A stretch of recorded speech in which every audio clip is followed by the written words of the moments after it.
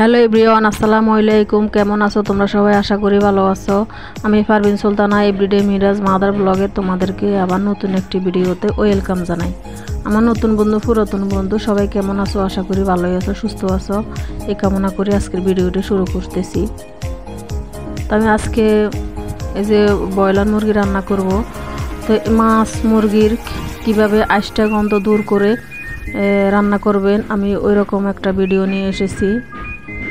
এই মাছ মুরগির অনেক সময় রান্না করলে অনেক গন্ধ কয়, খাইতে ভালো লাগে না, টেস্ট লাগে না। তো ওই গন্ধটা দূর করে আমি কিভাবে মুরগি রান্না করব ওটাই আজকে আপনাদের সাথে শেয়ার করতে এসেছি।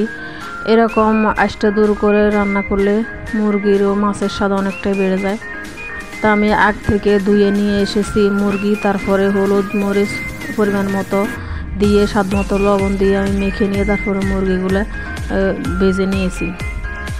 আপনারা দেখতে পাচ্ছেন আমি কি কি দিয়েছি। হলুদের গুঁড়া, মরিচের গুঁড়া, স্বাদ মতো লবণ দিয়ে মুরগি ভালো করে ভেজে তারপরে কয়েক টুকরা আলু দিয়েছি, কারণ আমার ছেলে আছে, আলু না দিলেই নয়। তো ওগুলো ভাজা হয়ে গেছে, এখন নামিয়ে নিয়েছি। তারপর আমি বসিয়ে দিলাম চুলার উপরে একটা কড়াই যখন গরম হয়েছে তারপরে দিয়ে দিলাম সাদা তেল। তারপরে দিলাম আমি পরিমাণ মতো এই যে হলুদের গুঁড়া, মরিচের গুঁড়া, স্বাদ মতো, তারপরে লবণ, ধনিয়ার গুঁড়া, জিরার গুঁড়া, গরম মশলা, কাঁচামরিচ কয়েক টুকরা দিলাম। তা আমরা যেরকম রান্না করি, জাল যেরকম খাই ওই রকম দিব, তো দিয়েছি। তো এই যে আমি দেখতে পাচ্ছেন এখন দিয়ে দিলাম জিরার গুঁড়া, তারপরে দিলাম আমি ধনিয়ার গুঁড়া।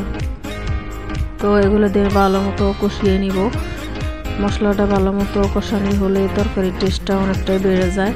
তো দেখতে পাচ্ছেন আমি যে মশলা দিয়েছি, আপনারা দেখছেন ওগুলো দেওয়া হয়ে গেছে, এখন ভালো মতো কষানি হয়ে গেছে, মশলার কাঁচা গন্ধ দূর হয়ে গেছে এবং কি তেল উপরে বেশি উঠেছে। তারপর আমি দিয়ে দিলাম একটা ফ্রোজেন করা টমেটো দেওয়া লাগবে। যখন মশলা কষানি হবে তখন বরফ সহ কেটে দিতে হবে। যদি বরফ সহ কেটে না দিই তাহলে এই টমেটোটা খেতে ভালো লাগবে না, টেস্টও হবে না তরকারি, যে কোনো তরকারিতে দিয়েই নেবে কেন।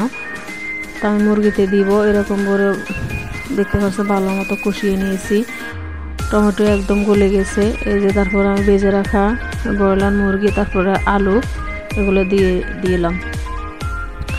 তো এই যেন কষানি হোক, এই যে হইতেছে কষানি, দেখতেছেন একদম ভালো মতো কষানি হয়ে গেছে। ভালো করে নাড়াচাড়া করতেছি, এই যে দেখতে পাচ্ছেন। তো নাড়াচাড়া হয়ে যাওয়ার পরে আমি এগুলা ভালো মতো কষিয়ে নিব। একদম তেল যখন উপরে বেশি উঠবে তখন আমি দিয়ে দিলাম পরিমাণ মতো এই যে জলের পানি। একদম বোনা করবো না, একটু হালকা জল রাখবো, যেহেতু আলু দিয়েছি। তো এইভাবে আজকে আমি ব্রয়লার মুরগি রান্না করেছি।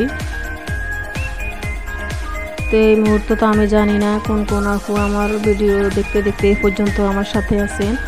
সবাইকে অসংখ্য ধন্যবাদ। যারা আমার ভিডিওতে প্রতিনিয়ত থাকেন, আসেন, সবাইকে অনেক দোয়া করি মন থেকে। সবাই ভালো থাকবেন, সুস্থ থাকবেন। তা আমি কীভাবে মাছের এই যে মাছ মুরগির গন্ধটা দূর করে রান্না করবো এরকম প্রসেসিং এই যে দেখিয়ে দিতেছি। চুলার উপরে মুরগিগুলো নিয়েছি, তারপরে পানি দিয়ে এই যে চুলা জ্বলতেছে, কিন্তু চুলা কিন্তু এই যে গ্যাস দেখতে পাচ্ছেন চুলা জ্বলে। এটার মধ্যে আমি এই যে মুরগিগুলো নিয়ে তারপরে পানি দিয়ে ভালো মতো এই যে গরম করেছি। এই যে হাত দিয়ে আমি ধরতেছি, দেখতে পাচ্ছেন কত বড় কসলি করণের পরে এই যে কেমন ময়লা বাইরেতেছে। আমি কিন্তু আগে এই মুরগিগুলো ভালো করে বেছে ধুয়ে নিয়ে এসেছি। তারপরে দেখতে পাচ্ছেন হালকা যখন পানি গরম হওয়ার পরে হাত দিয়ে নাড়াচাড়া করার পর কত ময়লা পানি বাইরেছে, দেখতে পাচ্ছেন।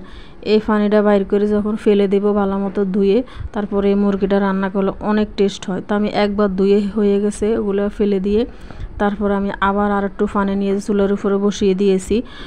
এরকম করে আপনারা একদিন রান্না করে দেখতে পারবেন। যে কোনো মাছ মুরগি এরকম হালকা পানির মধ্যে ভালো মতো কষলে ধুতে হবে। ধুলে একদম অনেকটাই মাছ বা মাংসের মুরগির টেস্ট অনেকটাই বেড়ে যায়। আপনারা একদিন ট্রাই করে দেখতে পারেন। আমি এরকম করি সবসময়, মাছ মুরগি যখন রান্না করি হালকা একটু গরম পানি দিয়ে ভালো মতো ধুয়ে নিই। আগে পানিটাকে গরম করেও নিতে পারেন এবং কিংবা এই যে মুরগিগুলো ভালো করে চুলার উপর দিয়েও নিতে পারেন। এই যে আমার দুইবার ধোয়া শেষ, রান্না তো আগেই বসিয়ে দিয়েছি, দেখতে পাচ্ছেন আপনারা। তো পরে আমি যে কয়েকটা শসা নিয়েছি, তারপরে একটা লেবু নিয়েছি, অর্ধেক পেঁয়াজ নিয়েছি। এই পেঁয়াজটা আমার মুরগির বা মাংসর খেতে ভালো লাগে, তাই আমার সাইজ মতো আমি অর্ধেকটাই নিয়েছি, পুরোটা নেই না, কারণ কেউ খাবে না, আমি একাই খাবো। তো আমি শসাগুলো সিলেনা হয়ে গেছে, এখন টুকটুক টুকটুক করে কেটে নিতেছি। তো দেখতে পাচ্ছেন আমার কথা ও কাজে যদি বাইয়ে আফুরা আপনাদের মনে কোনো কষ্ট পেয়ে থাকেন, অবশ্যই আমার ক্ষমা সুন্দর দৃষ্টিতে দেখবেন। আর যারা আমাকে সাপোর্ট দিয়ে আমার সাথে আছেন সবাইকে অসংখ্য ধন্যবাদ।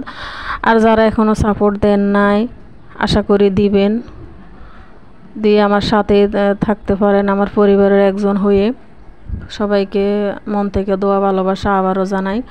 তা আমার এই যে ব্রয়লার মুরগি রান্না হয়ে গেছে, দেখতে পাচ্ছেন আলু দিয়ে হালকা হালকা ঝোল করে রান্না করবে। এই যে রান্না হয়েও গেছে, এখন কয়েক টুকরা কাঁচামরিচ দিয়ে দিলাম।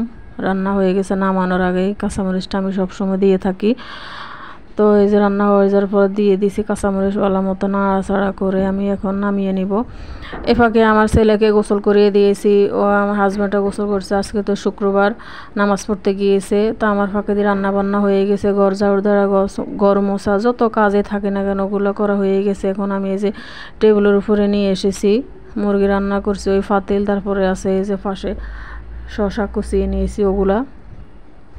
আজকে এগুলো খাওয়া দাওয়া হবে ইনশাল্লাহ আমার স্বামীর সাথে, হাজব্যান্ডের সাথে।